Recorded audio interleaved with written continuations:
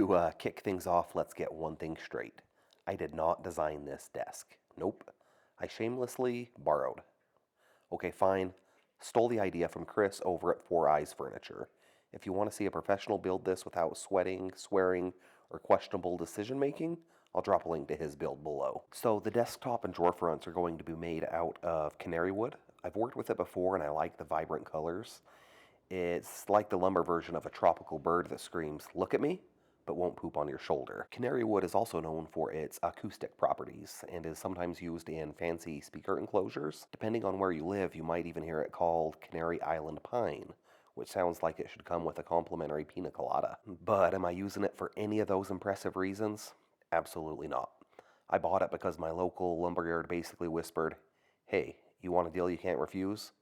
And well, here we are. Milled down just a little oversized so they can acclimate in my shop for a couple days. They are looking pretty nice lined up next to each other, but they're getting stickered and stacked so nothing goes all wonky giraffe legs on me when I'm not looking. And now, allow me to introduce you to the less appealing wood for this build. Yeah, the stuff looks like it got picked last in gym class. It is a hardwood though, a very budget-friendly hardwood that the Lumber Fairy basically handed me for about $1.11 a board foot. At that price, I didn't ask questions, I just said thank you and paid my tab. Would I have preferred a nice matching exotic wood? Of course I would. But this option was easy in my wallet, which is something I factor into these projects. After letting the wood acclimate for a few days, I'm happy to report there was no major movement. Everything stayed flat, calm, emotionally stable. A rare win. And I definitely got a new tool here. But this is not the first time I used it. The day after I bought it, I immediately used it to help a friend glue up a tabletop. Nothing says new tool excitement like volunteering for extra work. This is, however, my second time using it and the first time in my shop, which makes it feel official. Was it necessary here? Not really, but it was definitely faster than messing with clamping calls, and let's be honest, I just wanted to use it. Nothing says craftsman like doing the same thing twice. I rinse and repeated another panel glue up. Yes, I used the domino again. I know it's not required, there are plenty of other options, things like biscuits, dowels, splines, or the old-fashioned rebel route and use nothing at all and hope for the best. But I am enjoying the honeymoon phase, learning its hopes, its dreams, its preferred plunge depth. Let me have this. Melamine is basically the non-stick frying pan of shop surfaces, so cleanup was easy.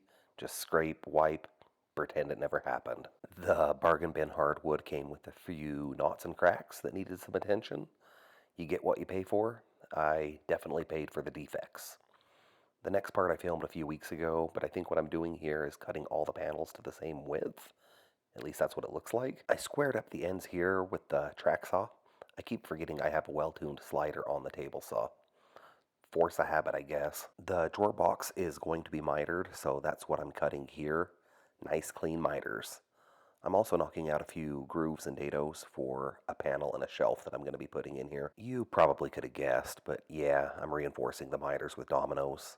It's a very expensive tool that basically does one thing, but dang, does it do that one thing fast and accurate. Next up, a tiny 45-degree chamfer for the drawer box. Nothing says I care about details like shaving off corners. Nobody else is ever going to notice. But hey, I'll know, you'll know. It's basically accountability. For an inside panel, I used half-inch Baltic birch plywood, pretty much the overachiever of plywoods. I did veneer the show side, so there's going to be no visible plywood.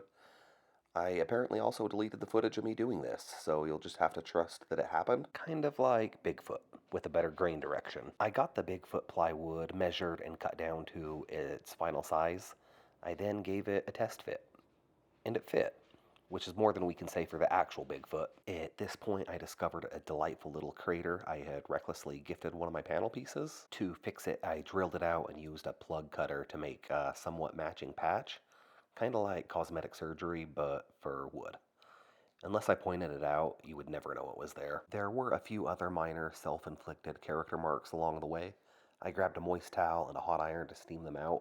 It kind of felt like giving the wood a tiny little spa day. Very relaxing. For the wood. Not for me. I brushed on some pre-stain conditioner before hitting it with black stain, basically giving the wood a little moisturizer before I ruin its day. The goal was to make the final product look better, eventually, someday. Mostly I just wasn't feeling the raw wood. And note to self, stop going cheap on lumber. Bargain bin wood always finds a way to remind you why it was on sale. I'm gonna speed through the repetitive stuff so you have less to skip past. Consider it my gift to your attention span. I'm just milling some lumber for the apron, which is exactly like the last time you saw me milling lumber, with slightly different pieces. I did miter the toe kick, but that tiny little joint needed more strength than my optimism could provide. So dominoes for the win. Hey, I'm actually working on the apron now. I rough cut the taper and then moved over to the bench to bring everything together with hand planes.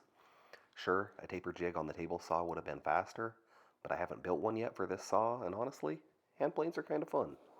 Once I got one piece dialed in to a perfect enough fit, I broke out the double-sided tape and used it as a template for the other two. In hindsight, this probably took longer than just rough cutting and hitting everything with a hand plane, but it made sense at the time, and it's kind of the confidence that keeps these projects moving, and occasionally sideways. Yeah, it should come as no surprise that I'm using dominoes to hold this thing together. As a new user, I've got to say, I'm genuinely impressed. The accuracy is so easy it almost feels like cheating, which frankly is my favorite kind of accuracy. I'm pretty sure I'm working on the legs now. It all starts to blend together because I built this quite a while ago. I want these ones to be on the thicker side, so I'm prepping some wood to laminate together. Basically, I'm building a leg cake.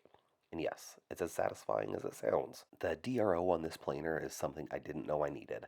It is nice just to be able to take a quick measurement and set the planer without jamming a piece in there first. You know what I'm talking about. Basically instant precision without the guesswork. And my sanity thanks me for it. For me, cakes are fun to eat, but not to make, so we're gonna skip straight past the baking part. The shelf. I'm gonna make this out of an offcut from the Canary Island pine.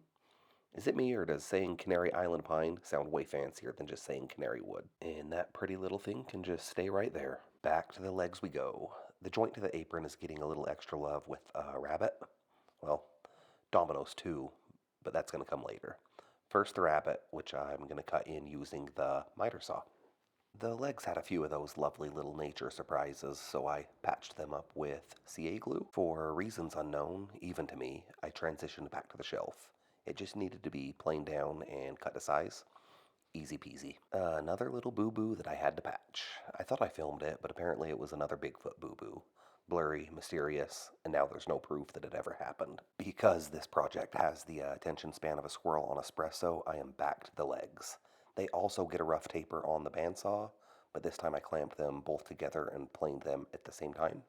There was no router template cheating here. It takes time, and I'm nowhere near great, but the results from hand tools always impresses me. We all knew it was coming, so here's those beautiful dominoes.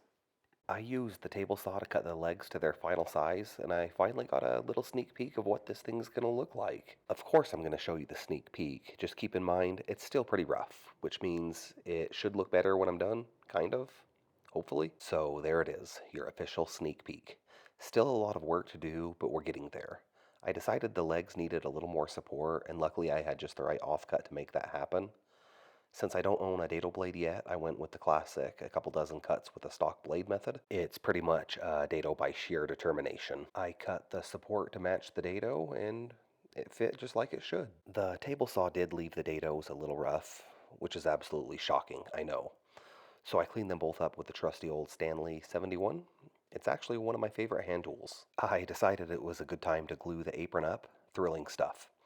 But since watching glue dry is probably not why you're here, we're just going to skip right past this and move on. As I was putting a half-inch round over on the legs, I had another idea. The apron is getting stained black, but I figured we could class it up a bit and thought, what if I dado the front and back of the apron and inlay a strip of that Canary Island pine?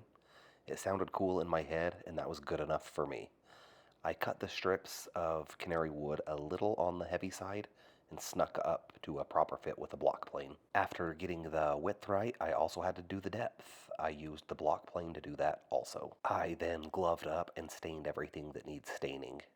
I don't love staining. Once the stain dried, I glued in the strips of canary inlay. At first I wasn't sure if this was going to help the piece or derail it, but it's grown on me. I think it turned out to be a good decision. Proof that occasionally my random ideas don't backfire. I then cleaned up the little support piece for the legs.